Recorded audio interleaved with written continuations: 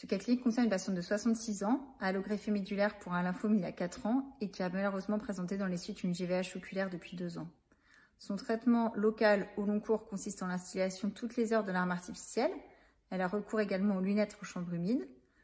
L'adaptation au verre scléral a été tentée, mais malheureusement s'est soldée par un échec. Elle vient vous voir car depuis quelques semaines, elle présente une poussée inflammatoire de sa GVH oculaire. Les douleurs sont vraiment insupportables et ont pour conséquence de réduire vraiment drastiquement ses activités de la vie quotidienne.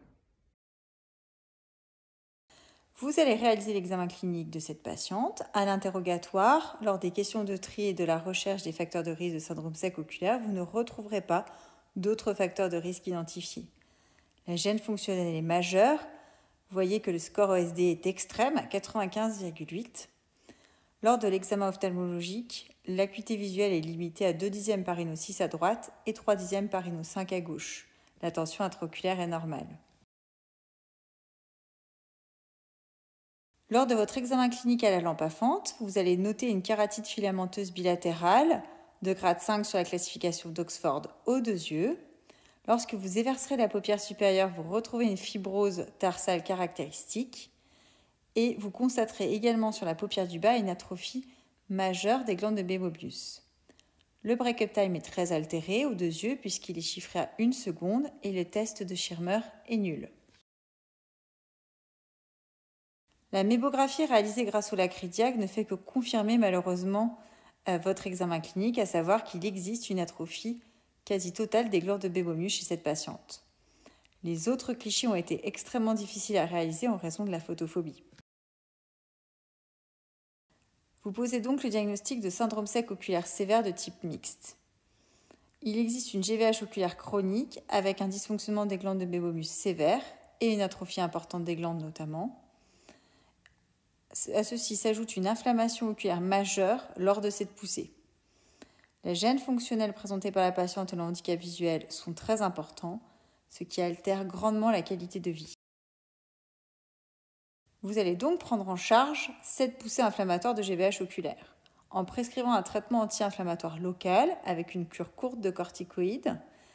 On va également, en vue de l'épargne cortisonique qu'il va falloir entreprendre, prescrire tout de suite un traitement par cyclosporine 2%. Vous conseillerez à la patiente de réaliser des soins de paupières et de poursuivre ses larmes artificielles. Nous allons la revoir en contrôle dans quelques jours. Lors du contrôle quelques jours après, il existe une amélioration des symptômes sous corticothérapie avec une diminution de l'inflammation locale et une amélioration partielle du dysfonctionnement des glandes de Möbius. La kératite est toujours de grade 5 et le mébum toujours très épais. Il est donc décidé de maintenir le traitement symptomatique, de planifier l'introduction d'un traitement par séromotologue et on va proposer à cette patiente, pour améliorer la qualité de son mébum existant, un traitement par IPL lacrystime. Même si cette patiente présente une atrophie majeure de ses glandes, afin d'améliorer la qualité et l'expression du mébum du peu de glandes qui lui reste, on va pouvoir lui proposer ce traitement. Le protocole de traitement par IPL lacrystime est standard chez cette patiente, 3 séances à J0, J15, J45, avec 4 tiers par séance et par côté à une fluence de 8 joules par centimètre carré. Nous réaliserons l'expression des glandes de Möbius juste après la séance. Alors soit vous pouvez le faire à l'aide d'une pince, soit vous pouvez le faire également directement au doigt par simple pression. 3 mois après sa séance d'IPL, il existe une amélioration de l'état oculaire. La patiente n'est plus inflammatoire et la qualité et l'expression du mébum est bien meilleure. On note également une amélioration de l'état cornéen avec une kératite qui s'est améliorée. Elle reste de grade 2-3 à droite et 4-5 à gauche. Le plus important, c'est que cette patiente a retrouvé une qualité de vie acceptable avec une reprise de ses activités quotidiennes. En conclusion, la GVH oculaire peut être responsable d'un syndrome sec oculaire très sévère de type mixte, associant une inflammation de la surface oculaire importante et un dysfonctionnement des glandes de Möbius sévère.